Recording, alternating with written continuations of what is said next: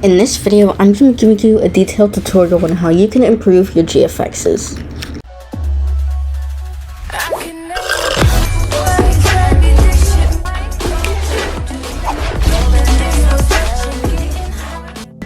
Hey Angels, it's Angel here, and I'm going to be giving you a detailed, brief tutorial on how you can master your skills in making Roblox GFXs. Please note that this video is not beginner friendly, and if you're new to making graphic designs, then I recommend you watch my tutorial on how to make an advanced GFX, and then you can come back to this video when you're ready.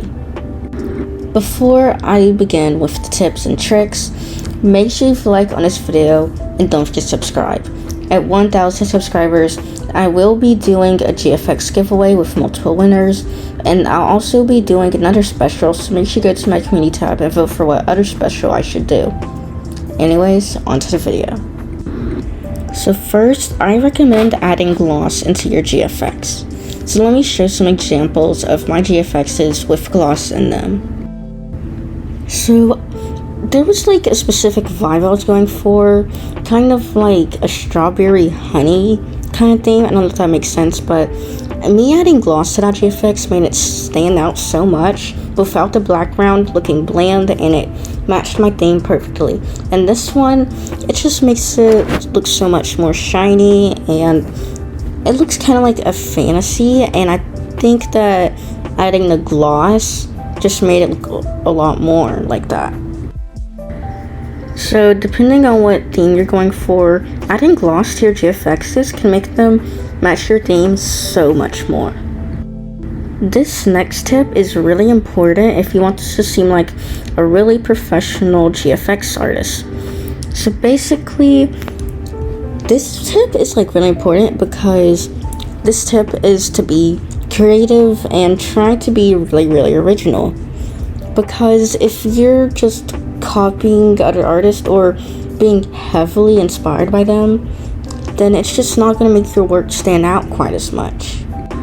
So my inspiration for making GFXs was the YouTuber Toast Roblox, and my older GFXs probably looked not exactly like hers, but they looked really similar and they were definitely of the same style.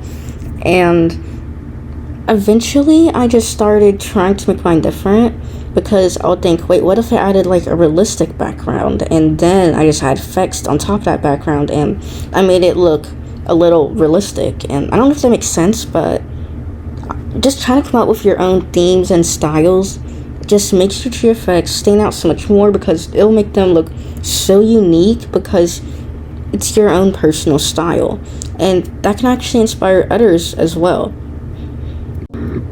But if you're just starting and making GFXs, then you might just want to go with a popular style just to make it a little easier, but eventually trying to make your art look more original and look really creative will definitely make your GFX stand out and just look so creative and cool.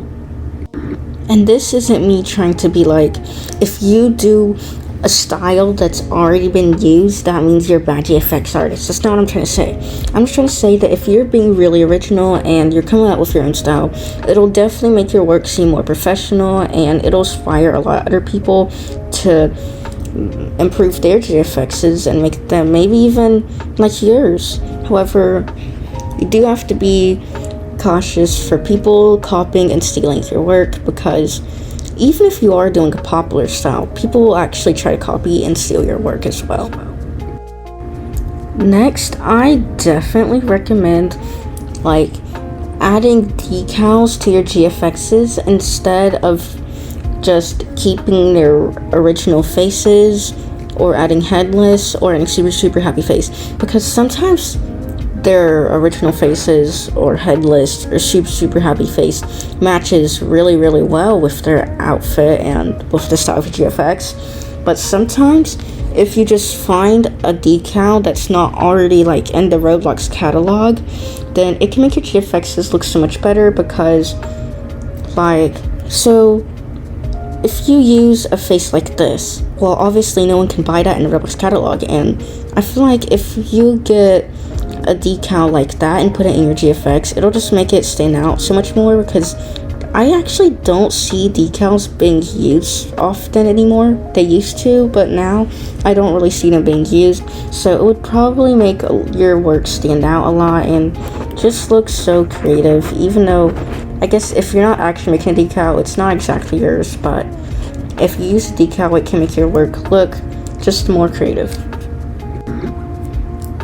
Next, you should definitely practice, because once you practice a lot, your skill will improve and you'll probably come up with your own style. Like when I was starting, my GFXs were heavily inspired by the YouTuber @RBX, and eventually, actually I started making GFXs of this style like not long ago at all, and already I've kind of come up with a little bit of my own style. Not exactly, but I've made my GFX look a lot more creative than when I just started, and that's just because I've been practicing. And as I practiced, I randomly got ideas in my head, and I decided to try the ideas, and they ended up being really good. So that's why you should definitely practice, and you should also do commissions, because that's also going to get you even more practice, especially if you do free GFXs sometimes, because the more free GFXs you do, or just GFXs in general, the more practice you'll get, and as they say, practice makes perfect. Next is to add an inner and outer glow onto your Roblox GFX character. You can do this by going to Photopea, and I made a tutorial on how to make a GFX, and that is actually in that video, so if you don't know how, then you can watch that tutorial, because I did make a tutorial on how to make an advanced GFX, and that was included. And also, you should definitely use Canva or Photoshop to just add a bunch of effects to your GFX, and make sure you find a really good background, because you can just find a background and edit it a lot, and your GFX can look so much better. And this leads me to the next tip. Definitely add a lot of effects, not too much, because then your GFX will just look way too crowded and it just won't be appealing. However, if you add a good amount of effects and you add a few effects on top of the character, it'll make your GFX look a lot better. And do not just put your character on a background, because then it's just not going to look right, because it'll be obvious that you just put a GFX on top of a background, and it's just not going to be as appealing. However, if you add a few effects on top of the character, make it blend in a little bit, not too much, because then it'll not stand out at all. However, you don't want to stand out too much, because then it just won't look quite as good. So the more effects, the better, unless you add too much, because too much effects will just look too much. And you should definitely watch tutorials on how to improve your GFXs and stuff like that. You should watch tutorials on just how to make GFXs and just best editing apps to use for GFXs. There's so much tutorials that you could just look up, and they would help you improve your GFXs a lot. I hope you enjoyed this video. If you found it helpful, make sure you like on this video, and don't forget to subscribe.